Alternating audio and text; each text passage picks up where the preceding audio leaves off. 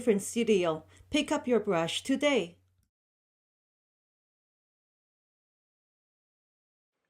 Welcome to the InkDifferent Studio. This is Fiona. I would like to also welcome you to our Chinese calligraphy course, a captivating journey into one of the most ancient and respected forms of artistic expression. Chinese calligraphy is not just an art.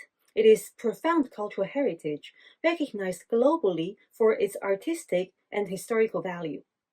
This course will offer you an opportunity to delve into the elegance and depth of Chinese calligraphy, exploring its unique blend of written language and visual art.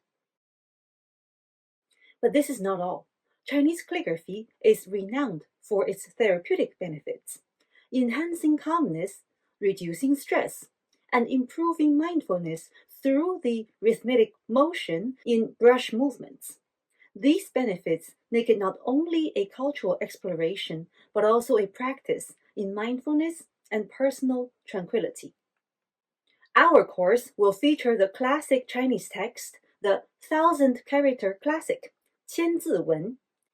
This text is not only a cornerstone for Chinese calligraphy training, but also a rich source of history and philosophy, making it perfect for both beginners and seasoned enthusiasts. The 千字文, translated as the 1,000-character classic, is a unique Chinese poem used as the premier for teaching Chinese characters to children. It is renowned for its ingenious composition, wherein none of its 1,000 characters are repeated. Composed by Zhou Xingsi during the Southern and Northern Dynasty, around the 6th century, the text is not just a linguistic tool, but also a collection of moral and philosophical teachings. The 1,000-character classic has been used traditionally in Confucian teaching, providing a fundamental literacy resource that also encapsulates essential elements of Chinese culture and wisdom. Each line consists of 4 characters, with the lines grouped into sections for easier memorization. The content covers a wide range of topics, from the basics of the cosmos and the natural world to the principles of human conduct as the fundamental of statecraft. This text not only helps in learning Chinese characters, but also in appreciating the depth and breadth of Chinese literary tradition and cultural values. It has been an important educational text in China and other Eastern Asian countries, influenced by classical Chinese culture. Join us as we trace the strokes of history and artistry in our journey. Whether you're looking to broaden your artistic skills or immerse yourself in cultural heritage, this course promises to be both educational and enriching. Also, do not forget to follow this channel for our regular course updates. Are you captivated by the elegance of Oriental art? If so, I invite you to explore my carefully designed online courses that offer valuable knowledge and practical skills in Chinese painting and calligraphy.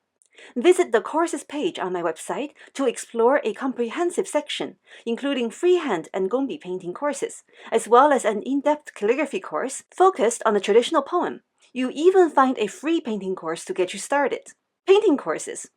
Subjects range from flowerbird styles to serene landscapes, with a new series inspired by the Chinese zodiac currently in development.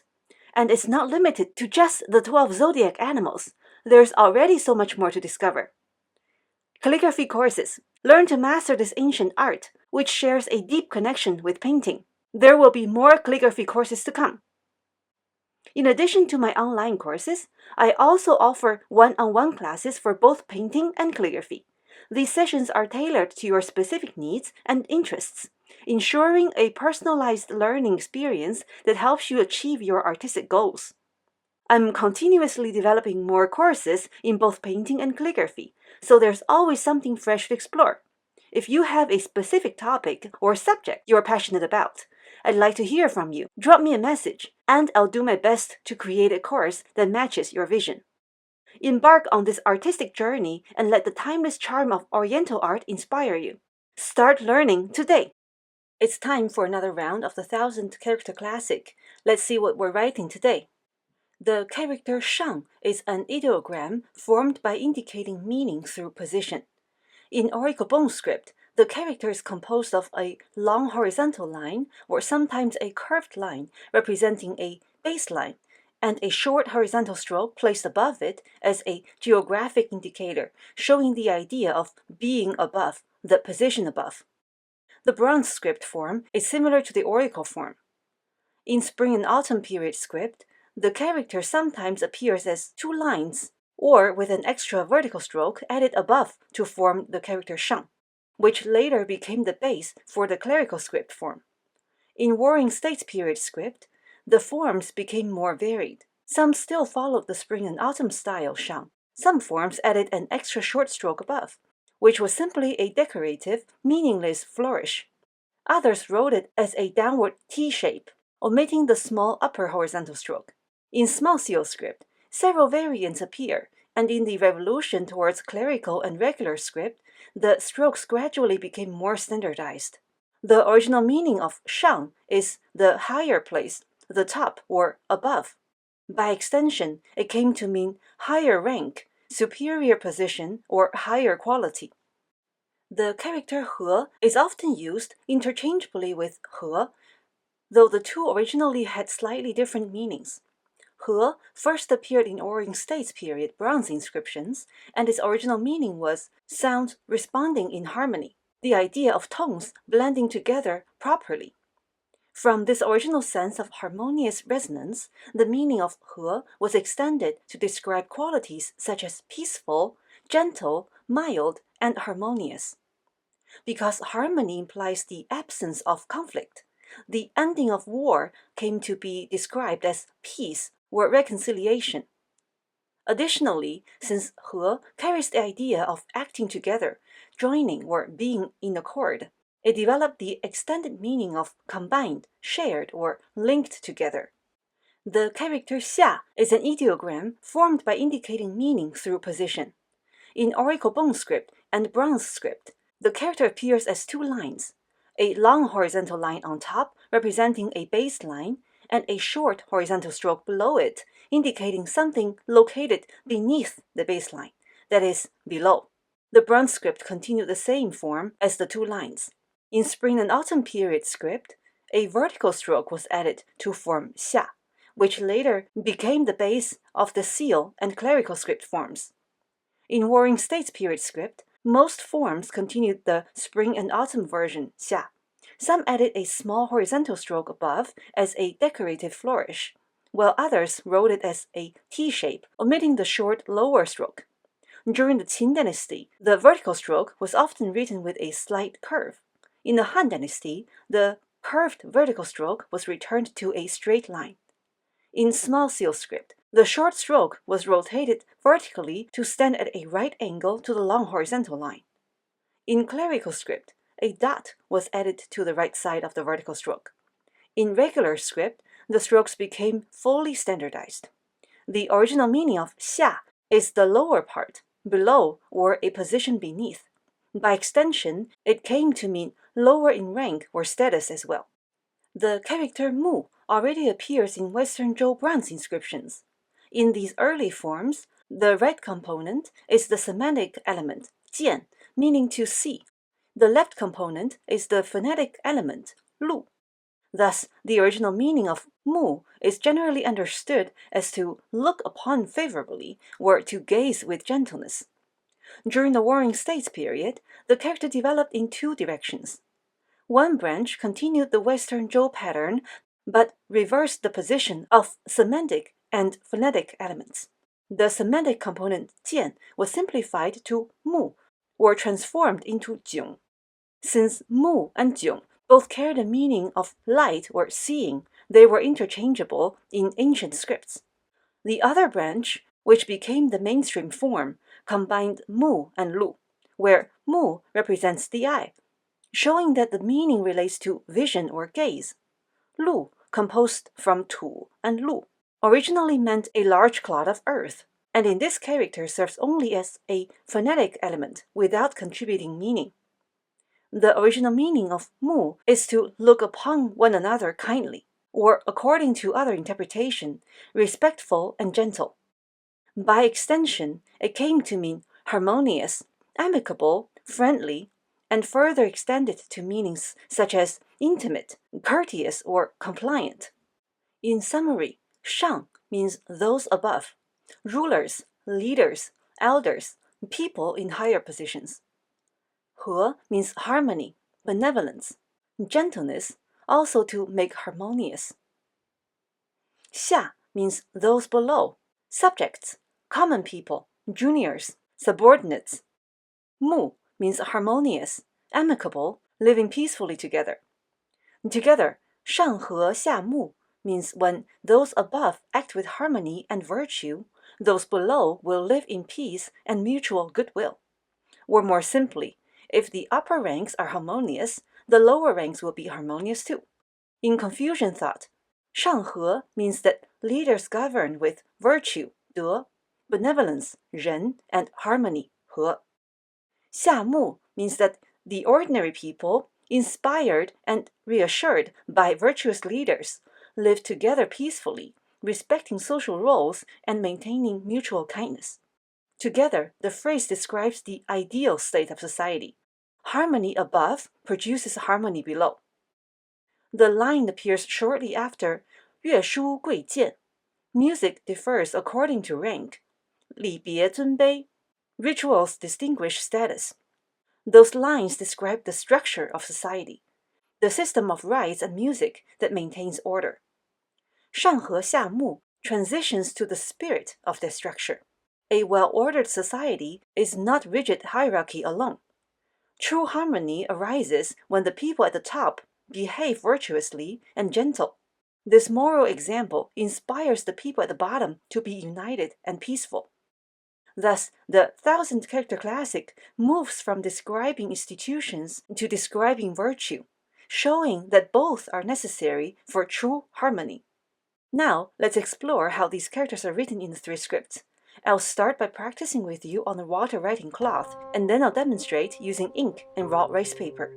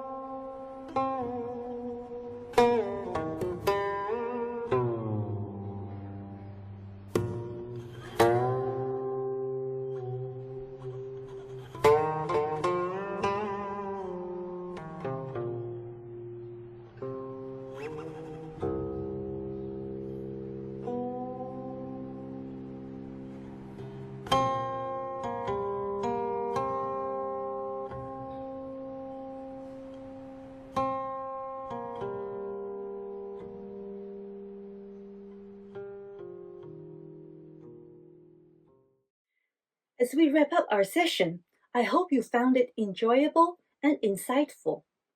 If you have any questions, comments, or simply want to share your thoughts, don't hesitate to leave me a message. If you find this session informative, please remember to give me a thumbs up. Also, be sure to subscribe to this channel so you don't miss out on our future sessions.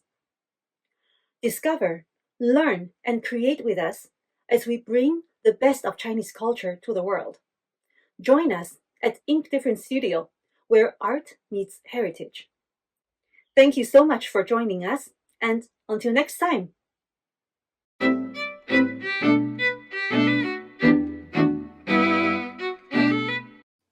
For more information, check us out at inkdifferentstudio.com.